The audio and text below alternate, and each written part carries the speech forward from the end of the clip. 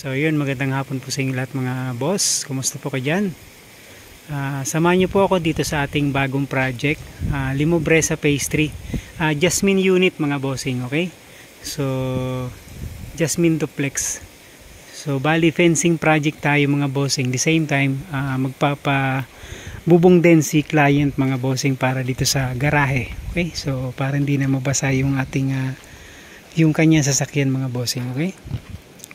So yan, almost complete na. So 6 feet lang naman yung height nito mga bossing nung ating fencing mga boss. So syempre kuhanin natin yung hati nitong dalawang kabilang unit mga boss, okay? So sa kabila naman ganun din. So although meron na siyang firewall, so meron din tayong firewall din ditong kinasa, okay? So yan, 6 feet din to paikot mga bossing. So 2.4 meters yung pagitan nitong ating poste, okay?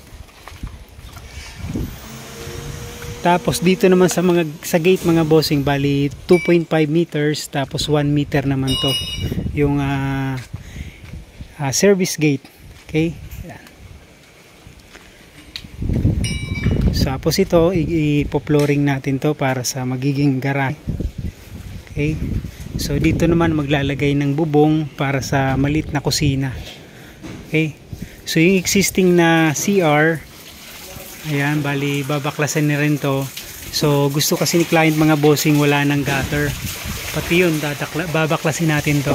So tatanggalin natin yung gutter nito. So isang drop na siya papunta dito, tapos naka-streamline na to palabas.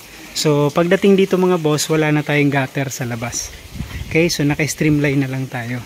So pati to babaklasin din natin to, yung gutter dito.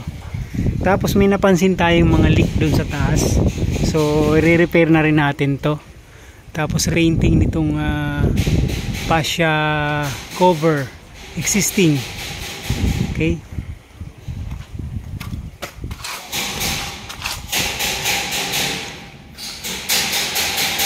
Tapos painting nito puti lang to mga bossing. Kaso problema natin dito mga bossing, meron siyang mga leak sa wall.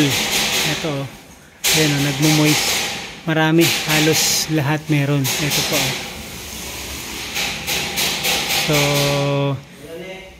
i-concern natin to kay client mga bossing, kasi pag pinintura natin to, magtutuklap to.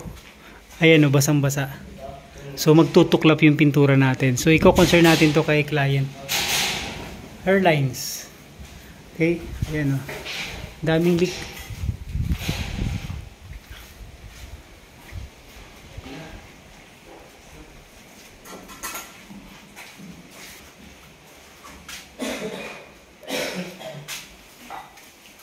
So sa taas silipin natin yung kisame.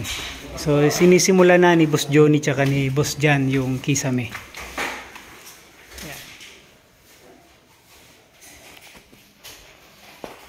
So bali nagpe-framing na. So yun yung mga leak doon sa taas mga boss. Yan o.